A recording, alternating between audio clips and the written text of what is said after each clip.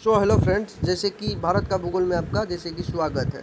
अब यहाँ पे एक चीज़ समझना, जो आपको जहाँ तक सिंधु नदी तंत्र के बारे में आपको बताया गया था, आज का जो लेक्चर आएगा तो उसमें आप लास्ट तक जुड़े रहना आपको, ताकि समझ में आए। सिंधु नदी तंत्र आपको कंप्लीट करा दिया जाएगा प्रॉपर तरीके से। भारत का भूगोल में आपको सिंधु नदी तंत्र जो है एक व्हाट्सअप ग्रुप है, या व्हाट्सअप नंबर रहा आपको, अगर प्रॉब्लम हो कोई सा, या इस चैनल के माध्यम से नीचे कमेंट करो या ग्रुप में ज्वाइन हो जाना। और ग्रुप का नाम है द टाइम टेबल IQ के नाम से, इस तरह से ग्रुप है। क्लियर? तो अभी मैं समझाता हूँ आपको कल कहाँ तक आपको बताया गया था। अब यहाँ पे देखो, कल आपको बताया गया था कि सिंधु नदी तंत्र में आप जो अफवाह एक था कि आपको अफवाह तंत्र के बारे में, उसका जैसे कि हिमालय अफवाह तंत्र में 3 नदी तंत्रों को शामिल किया जाता है जो निम्नलिखित है।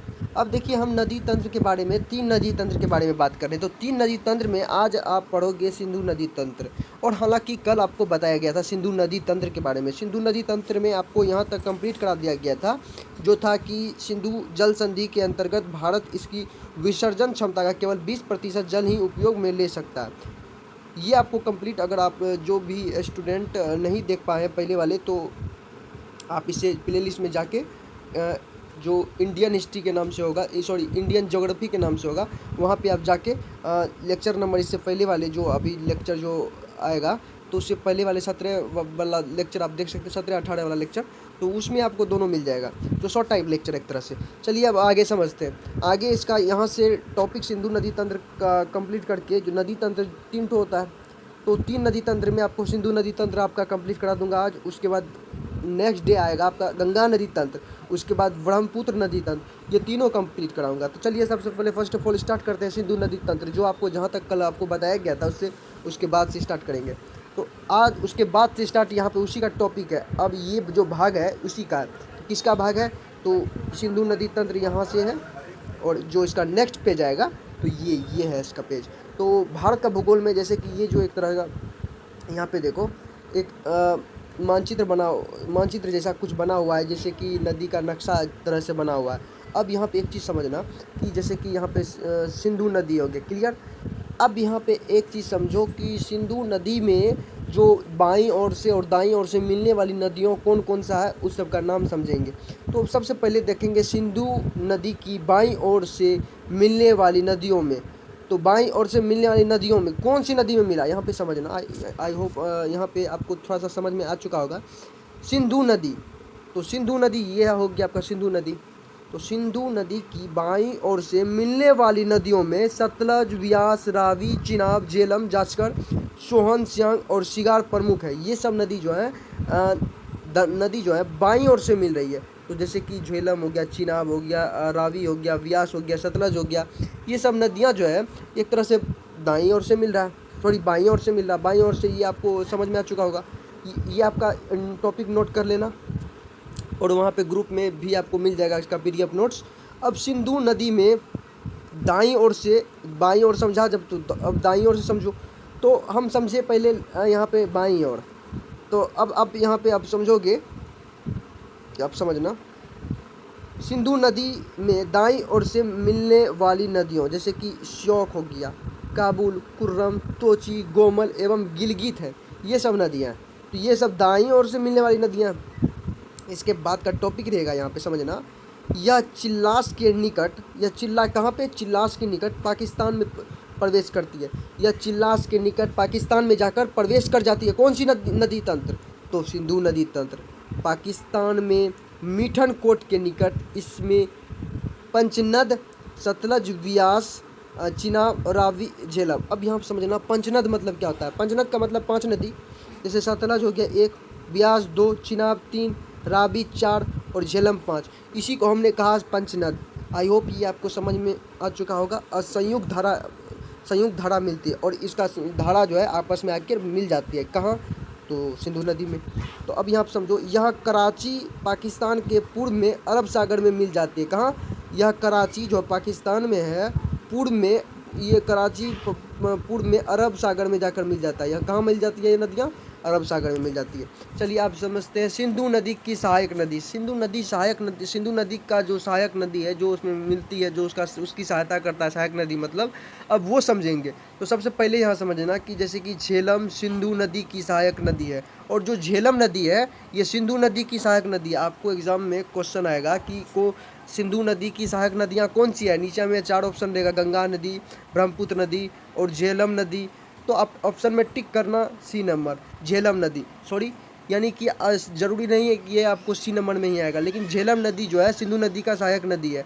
यह जैसे कि वेरीनाग कश्मीर के निकट, अब देखिए कि सहायक नदी तो है लेकिन कहाँ पे है, तो ये आपको पड़ जाएगा वेरीनाग, जो कश्मीर के निकट शेषनाग झील से निकलती है। कहाँ निकलती है? शेषनाग झील से निकलती है। ये इसका आपका फ्लैश हो गया उस वहाँ का। अब आगे का समझो। तो हमने जो चीज़ भी यहाँ पे पढ़ा, तो पहले आप ऊपर का हेडिंग समझना कि हमने क्या पढ़ रहा है। तो आप इस तरह समझोगे तब आपको आपका जो कंटेंट होगा, आपका जो कॉन्सेप्ट होगा वो पूरा तरीके से क्लियर हो जाएगा। जैसे सिंधु नदी की सहायक नदियाँ, तो सहायक नदी में हमने समझा, जब सिंधु नदी की सहायक नदी झेलम नदी है, तो झेलम नदी कहाँ पे है? तो वेरीनाग कश्मीर के निकट शेषनाग झील से निकलती है और वहीं पे जाकर सहायता करती है, ऐसे समझ सकते हो। तो उसी तरह से यहाँ पे श्रीनगर के निकट वुलर झील से प्रभावित होने के बाद, कौन सी झील? वुलर झील से प्रभावित होने के बाद यह संक्रे गार्ज से होकर पाकिस्तान में पहुंचती है। गार्ज, संक्रे नाम के समझ लो, संक्रे गार्ज से होकर पाकिस्तान में पहुंचती है। ठीक, तो गार्ज तो ये भी आपको बता चुका हूं मैं पहले। तो गार्ज किसे कहते हैं? उस गार्ज से होकर पाकिस्तान में प्रवेश करती है। चलिए अब आगे का टॉपिक समझते हैं। पाकिस्तान में यह चिनाब नदी में मिल जाती है। पाकिस्तान में जाके जो है ये चिनाब नदी में मिल जाती है। अतः यह चिनाब नदी की भी सहायक नदी है, और जो ये है चिनाब नदी की भी सहायक नदी है। चलिए ये भी आपको हमने समझा चुका हूँ।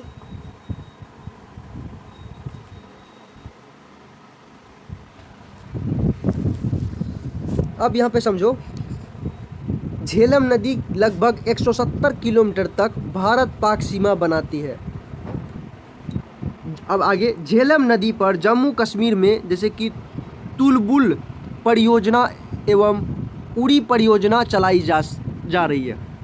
तो झेलम नदी भी ये भी क्वेश्चन बहुत VVI टाइप क्वेश्चन है, ये भी नोट कर लेना, डबल स्टार लगा देता हूँ।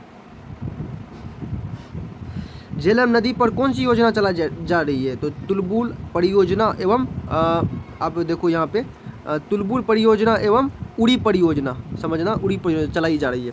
तो अब चिनाब नदी, तो ये हमने समझा झेलम नदी के, या ये आपका टॉपिक था, ये झेलम नदी का जो विशेषता था वो उसके बारे में था, इतना तक। तो ये आपको हमने बताया। तो आप किसी चीज़ को पढ़ने से पहले हेडिंग ऊपर में ज़रूर देख लेना, हमने क्या पढ़ा, आपको क्या पढ़ाया। तो झेलम नदी के बारे में ये सब उसका विशेषताएं बताया कि किस तरह से सिंधु नदी की सहायक नदियां हैं और इसमें किस तरह से कौन सी परियोजना चलाई जाता है, और झेलम नदी लगभग कितनी 170 किलोमीटर तक भारत पाक सीमा बनाती है। और झेलम नदी ये समझ में आ चुका होगा, आई होप ये आपको समझ में आ चुका होगा। अब चलिए चिनाब नदी के बारे में समझते हैं। अब यहाँ पे समझना, ये आपका चिनाब नदी का विशेषता है जो सिंधु नदी का सहायक नदी कैसे है, चलिए समझते हैं। चिनाब चंद्र, यहाँ पे समझना, चिनाब चंद और भागा नाम की 2 सरिताओं के मिलने से बनी है। 2 सरिताओं के मिलने से बनी है।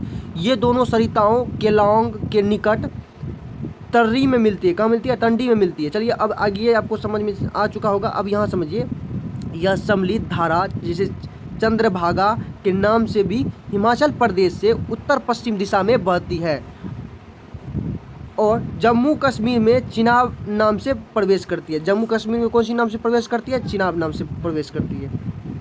चलिए ये भी हो गया। तो चिनाब चंद्र समझा, और सरिताओं के मिलने से बनी 2 सरिताओं के केलांग के निकट तंडी में मिलती है। तो चलिए ये आपका हो गया। अब समझिए नीचे, चिनाब नदी को झेलम और रावी नदियों से जल प्राप्त होता है। चिनाब नदी को झेलम और रावी नदियों से जल प्राप्त होता है। चलिए ये भी आपको समझ में आ चुका होगा। अब चलिए इसका जो लास्ट पॉइंट है, जहाँ पे आपका कंप्लीट हो जाएगा सिंधु नदी तंत्र, वो देख लेते हैं। लास्ट टॉपिक ये रहा आपका। अब देखिए चिनाब नदी का एक टॉपिक और छूट गया था यहाँ पे, यहाँ समझिए। चिनाब नदी जो है, चिनाब नदी पर निर्मित प्रमुख जल परियोजना। अब देखिए चिनाब नदी पर भी जल परियोजना चल रहा है, तो कौन सा, उसका नाम क्या है? तो ये भी क्वेश्चन इंपॉर्टेंट है, तो इसमें भी डबल स्टार समझ लेना। ये भी आपका डबल स्टार क्वेश्चन है, तो BPI समझना।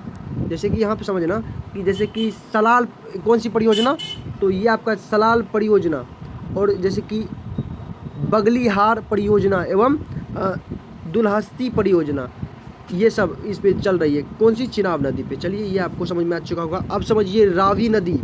रावी नदी जैसे कि 5 नदी जो होती है उसके बारे में हम देखेंगे, जो सहायक नदी है तो कौन कौन सी विशेषता है। तो उसी प्रकार से आपका अगला टॉपिक रहेगा रावी नदी।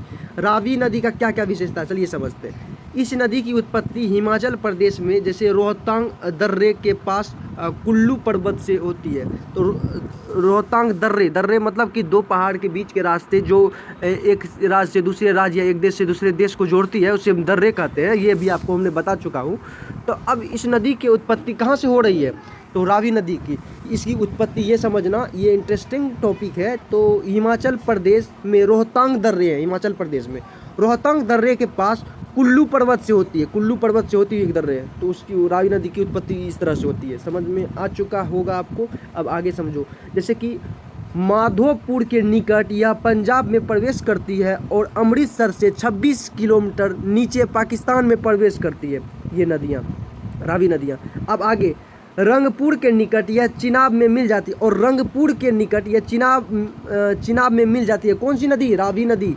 तो यह चिनाब की सहायक नदी है। चिनाब की सहायक नदी कौन सी सहायक नदी है? तो रावी नदी चिनाब की सहायक नदी है। चलिए ये भी आपको समझ में आ चुका होगा। अब रावी नदी पर निर्मित प्रमुख परियोजना है, और रावी नदी पर जो परियोजना चल रहा है वो भी समझिए। यहाँ पे देखिए ये भी इंपॉर्टेंट क्वेश्चन। यहाँ जो जितना भी टॉपिक है आप टॉपिक कंप्लीट कर दो तो आपको पूरा कोई सा भी कॉन्सेप्ट आपका ऐसा नहीं होगा जो कंप्लीट आपको कॉन्सेप्ट क्लियर नहीं होगा। तो यहाँ पर समझिए इसका परियोजना जो रावी नदी पर चल रहा है, तो चमेरा परियोजना, और हिमाचल प्रदेश में जैसे कि एवं थीन परियोजना, तो थीन परियोजना ये भी समझाया जाएगा, थीन परियोजना। और पंजाब एवं हिमाचल प्रदेश की संयुक्त परियोजना, पंजाब एवं हिमाचल प्रदेश की संयुक्त परियोजना भी है। चलिए ये भी आपका रावी नदी तक हो गया, 3 आपका कंप्लीट हो गया, 3 नदियाँ। अब चलिए व्यास नदी।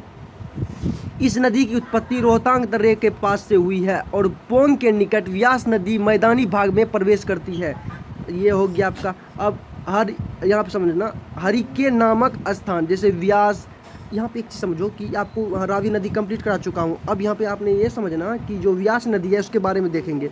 तो ये आपको हमने समझा चुका हूँ ये ऊपर। तो हरिके नामक स्थान व्यास एवं सतलज का संगम है। हरिके नामक स्थान पर क्या? व्यास एवं सतलज का संगम, मतलब कि 2 नदी आपस में जब आकर मिल जाती है तो उसको संगम कहते हैं। तो समझ में आया। तो कौन कौन सी नदी मिला? हरिके नामक कौन से स्थान पर मिला? 2 नदी। तो व्यास एवं सतलज नदी का संगम हुआ कौन से स्थान पे? हरिके नामक स्थान पे। ये भी आप नोट कर लेना। और हरिके नामक स्थान पर व्यास एवं सतलज का संगम पर हरिके बैराज से भारत की सबसे लंबी नहर, और हरिके जो बैरेज है, तो बैरेज में भारत की सबसे लंबी नहर, ये भारत की सबसे लंबी नहर है। और इंदिरा गांधी नहर निकाली गई है। कौन सी नहर निकाली गई है? इंदिरा गांधी नहर निकाली गई है। अब यहाँ समझना पोंग परियोजना व्यास नदी पर ही निर्मित है, और जो पोंग परियोजना जो भारत सरकार द्वारा चलाई गई है या उस राज्य के द्वारा जो चलाई गई है, जिस राज्य में है, तो ये जो समझना कि पोंग परियोजना जो सरकार चलाई गई है तो वो व्यास नदी पे चलाई गई है। ये भी आप नोट कर लेना। अब चलिए अगला टॉपिक रहेगा आपका सतलज नदी के बारे में। ये आपका लास्ट टॉपिक है नदी तंत्र में, नदी के बारे में आपका कंप्लीट हो जाएगा।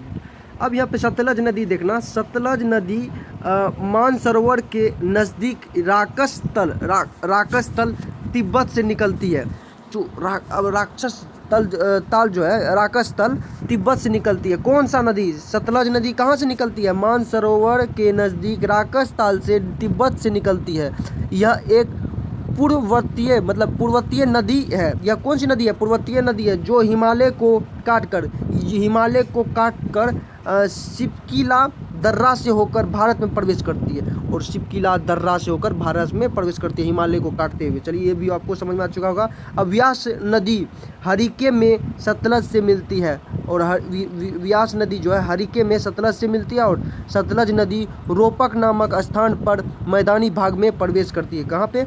अब जब सतलज आपको एग्जाम में इस तरह से क्वेश्चन पूछा जाएगा, सतलज नदी कौन से स्थान पर मैदानी इलाका में प्रवेश करती है? कहाँ? रोपक नामक स्थान पर मैदानी भाग में प्रवेश करती है व्यास नदी। क्लियर? सॉरी, यहाँ पे जैसे कि हमने बताया आपको सतलज नदी के बारे में, तो सतलज नदी जो है ना, सतलज रोपर नामक स्थान पर मैदानी भाग में प्रवेश करती है। चलिए अब देखिए, सतलज नदी जैसे 120 किलोमीटर लंबी भारत और पाकिस्तान सीमा बनाती है। सतलज नदी ये भी 120 किलोमीटर लंबी भारत और पाकिस्तान का सीमा, यानी इंडिया और पाक का सीमा 120 किलोमीटर बनाती है। चलिए अब सतलज नदी मिठनकोट से थोड़ा ऊपर सिंधु नदी से जा मिलती है।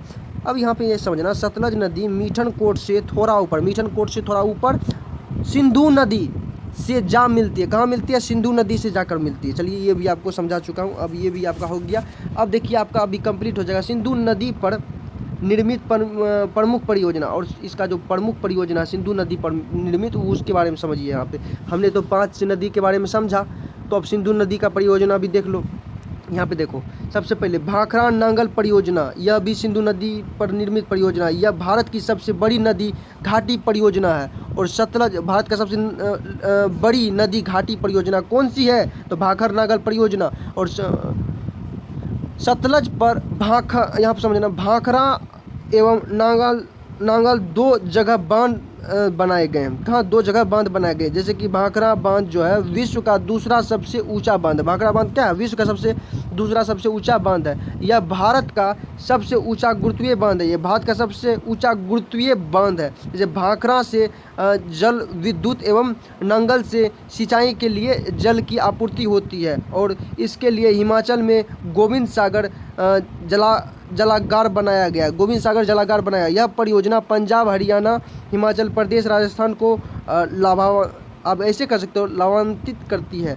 अब यहाँ पे ऐसे समझना कि अपने भाषा में कि जो हमने पढ़ा, जो परियोजना है, इसमें ये होता है कि ऐसे समझो कि जो बिजली बनाई जाती है मतलब जो परियोजना से, और जो सिंचाई करती है, कृषि करते हैं किसान, उसको जो पानी जमा करके रखा जाता है, तो वो खेतों में पानी दिया जाता है टाइम पे, और घरों में भी पानी दिया जाता है। तो ये सब परियोजना आप समझ सकते हो कि पंजाब, हरियाणा और हिमाचल प्रदेश एवं राजस्थान को इससे सुविधा देती है। चलिए ये आपका कंप्लीट हो गया भाखड़ा नांगल परियोजना। इंदिरा गांधी नहर व्यास और सतलज के संगम पर स्थित हरिके बैराज, इसके बारे में समझिए।